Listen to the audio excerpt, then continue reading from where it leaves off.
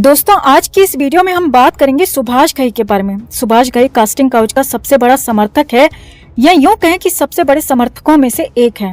सुभाष का नाम आज एक बड़े और इज्जतदार फिल्म मेकर्स में लिया जाता है, लेकिन असलियत में सुभाष घई के बारे में बहुत कम लोगों को पता है कि ये एक्चुअल में किस तरह का इंसान है। आज हम बताएंगे कि सुभाष घई ने कैसे इंडस्ट्री में अपने ओहदे का फायदा उठाकर बड़ी बड़ी हीरोइंस को यूज किया। सुभाष घई का जन्म हुआ था 24 जनवरी 1945 को नागपुर में। सुभाष घई के पिता दिल्ली में एक डेंटिस्ट थे और माता हाउसवाइफ। घई ने कॉमर्स में ग्रेजुएशन किया था, जो कि रोहतक हरियाणा से किया था। इसके बाद घई पुणे चला गया ताकि अपनी फिल्म एक्टिंग और मेकिंग में ग्रेजुएशन की पढ़ाई कर सके। फिल्म मेकिंग और एक्टिंग का कोर्स करके सुभाष घई को इंडस्ट्री में कोई काम नहीं मिला। इसके बाद इसने फिल्म फेयर टैलेंट कॉन्टेस्ट में हिस्सा लिया। इस कॉन्टेस्ट में राजेश खन्ना और धीरज कुमार ने भी हिस्सा लिया था और वो जीत गए थे। कॉन्टेस्ट जीतने पर राजेश खन्ना को तुरंत काम मिल गया था एक मूवी में, लेकिन घई को 1 साल बाद भूमिका मिली, छोटी सी, एज एन एक्टर। घई की पहली फिल्म थी 1967 में तकदीर। इसके बाद 1969 में राजेश खन्ना के साथ एक मूवी आई थी आराधना। उसमें बहुत छोटी भूमिका इसको मिली थी, यानी 2-3 फिल्में की थी। उन तीनों फिल्मों में बहुत छोटी छोटी भूमिका इसने की थी। इसके बाद 1976 तक ऐसे ही 2-4 छोटे छोटे रोल्स किए, वो भी एज एन एक्टर। 1976 में पहली बार सुभाष घई को डायरेक्टर बनने का मौका मिला, फिल्म कालीचरण में, जो कि खुद सुभाष ने लिखी थी और उसको डायरेक्ट भी किया था।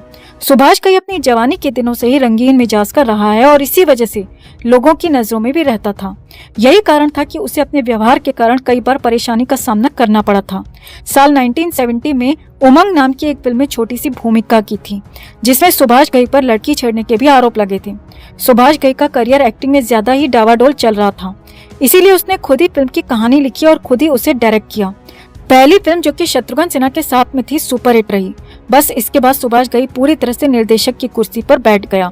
सुभाष घई ने कास्टिंग काउच करना कब से शुरू किया था या कब से ये इन कामों में इन्वॉल्व है, ये कहना तो काफी ज्यादा मुश्किल है, लेकिन पहली बार घई का नाम जुड़ा था 1980 में फिल्म कर्ज के दौरान टीना मुनीम के साथ। टीना मुनीम को जो नहीं जानता है उन्हें बता दें कि टीना मुनीम आज की डेट में टीना अंबानी के नाम से जानी जाती है, जो कि धीरूभाई अंबानी के बेटे की वाइफ है।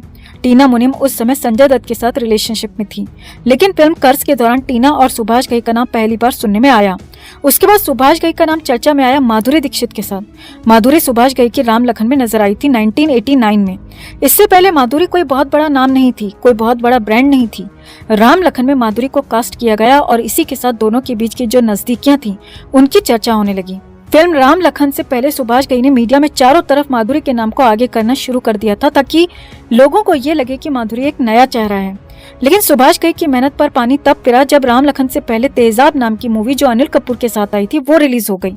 फिल्म रिलीज होते ही चारों तरफ तेजाब मूवी के गाने और एक्टिंग की तारीफ होने लगी। माधुरी की इसी सफलता का फायदा हुआ राम लखन फिल्म को, जिसमें माधुरी के काम की बहुत ज्यादा तारीफ की गई। यहीं से दोनों के अफेयर का जो किस्सा, जो कहानी थी, वो शुरू होती है। वैसे इसे अफेयर कहना तो गलत होगा, क्योंकि सुभाष घई रोल देने के बदले में नई नई हीरोइंस को यूज करता था। माधुरी नई थी तो उसे अपने कब्जे में रखना चाहता था। दूसरी तरफ अगर बात माधुरी की जाए तो माधुरी इंडस्ट्री में सफल तो हो रही थी। उसकी पहली मूवी सफल हो गई थी तेजाब, लेकिन वो अभी भी किसी बड़े एक्टर या बड़े डायरेक्टर का हाथ अपने सर पर रखवाना चाहती थी, ताकि उसे गॉडफादर कह सके और उसका सपोर्ट ले सके। इसके बाद माधुरी का अफेयर शुरू हो गया था संजय दत्त के साथ इसी दौरान, लेकिन माधुरी और सुभाष घई का जो याराना था वो ऐसे ही बना रहा और दोनों ने एक दूसरे का भरपूर फायदा उठाया।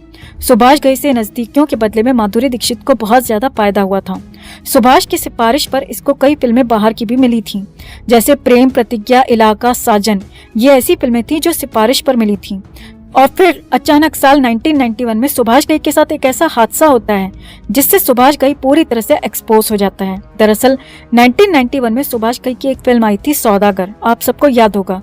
राजकुमार और दिलीप कुमार उसमें मेन लीड में हीरो थे, जिसमें मनीषा कोइराला को पहली बार हिंदी फिल्म में काम मिला था। उससे पहले मनीषा ने एक नेपाली फिल्म में काम किया था, जो कि बुरी तरह से फ्लॉप थी। सौदागर में सुभाष ने मनीषा को कास्ट किया। फिल्म बनी और सुपरहिट हो गई, लेकिन प्रॉब्लम तब आई जब फिल्म के रिलीज होने के बाद मनीषा की मदर ने मीडिया में सुभाष घई पर आरोप लगाया कि सुभाष ने मनीषा को फिल्म में रोल देने के बदले में कंप्रोमाइज करने के लिए कहा था, लेकिन उनकी बेटी ने उस ऑफर को रिजेक्ट कर दिया था। उसके बाद सुभाष घई का किसी हीरोइन के साथ नाम तो नहीं जुड़ा, लेकिन सभी को पता चल चुका था कि सुभाष घई अपनी फिल्मों में हीरोइन को तभी मौका देता है जब वो कंप्रोमाइज करवा लेता है। इसके बाद सुभाष घई को कभी मेहनत नहीं करनी पड़ी, क्योंकि घई जिस हीरोइन को अपनी फिल्म के लिए अप्रोच करता था वो हीरोइन तभी हाँ करती थी जब वो इस काम के लिए रेडी होती थी। परदेश मूवी के दौरान महिमा चौधरी का नाम सुभाष घई के साथ जुड़ा और फिल्म के दौरान इन दोनों की नजदीकियां भी काफी ज्यादा चर्चा का विषय बनी हुई थी। 1999 में एक फिल्म बन रही थी ताल, जिसमें लीड रोल में अक्षय खन्ना और अनिल कपूर साथ में थे और ऐश्वर्या राय उसमें फीमेल लीड में थी। ऐश्वर्या इससे पहले 3-4 फिल्मों में ऑलरेडी काम कर चुकी थी, लेकिन असली पहचान मिली थी हम दिल दे चुके सनम से, जो कि इसी साल आई थी सलमान खान के साथ 1999 में। सलमान और ऐश्वर्या की प्रेम कहानी भी इसी फिल्म से शुरू हुई थी। सलमान ने जब सुना कि सुभाष घई कोई फिल्म बना रहा है और उसके लिए एक हीरोइन की तलाश कर रहा है, तो सलमान खान ने ऐश्वर्या राय के नाम की सिफारिश कर दी। अफवाह तो ये भी है कि इसी बात पर सलमान खान ने एक पार्टी के दौरान सुभाष घई को थप्पड़ भी मार दिया था, क्योंकि सुभाष ने सलमान खान से ऐश्वर्या को अपने फार्म हाउस में अकेले भेजने को कहा था। सुभाष ऐश्वर्या को अपने जिस फार्म हाउस में अकेले बुला रहा था, जिस फार्म हाउस में अकेले भेजने को कह रहा था, वो फार्म हाउस इसी काम के लिए फेमस था कि वहाँ पर सुभाष घई हीरोइंस को सिर्फ मौज मस्ती के लिए और अय्याशी के लिए बुलाता है। यही बात सुनकर सलमान को बुरा लगता है कि कोई उसकी नई नवेली गर्लफ्रेंड को ऐसे कैसे बुला सकता है। इसी बात पर सलमान ने सुभाष घई को थप्पड़ मारा था। सुभाष घई जैसा बड़ा फिल्म मेकर, जिसने माधुरी दीक्षित, मनीषा कोइराला जैसी हीरोइंस के करियर को आसमान पर पहुंचा दिया था, वो फिल्म मेकर अपनी अगली फिल्म के लिए हीरोइन की तलाश कर रहा था।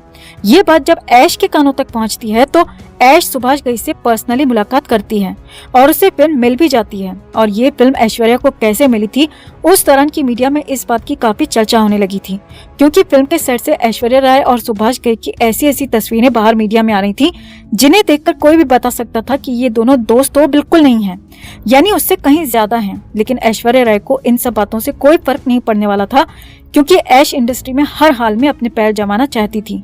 इसके लिए वो कुछ भी कर सकने को तैयार थी और उसने किया भी था। दूसरी तरफ सलमान खान की बात की जाए तो वो बहुत ज्यादा खुश था कि उसकी नई नवेली गर्लफ्रेंड को बिना कंप्रोमाइज किए मूवी मिल गई। सुभाष घई का रिकॉर्ड रहा है कि उसकी ज्यादातर फिल्में हिट होती हैं, ये एक वास्तविकता है। इसी बात का वो फायदा उठाता था और सुभाष ऐसी हीरोइंस को अप्रोच करता था जो या तो एकदम फ्रेश होती थी कि उन्होंने इंडस्ट्री में कदम ही नहीं रखा है, या उनको पकड़ता था जो अभी तक सफल नहीं हुई हैं।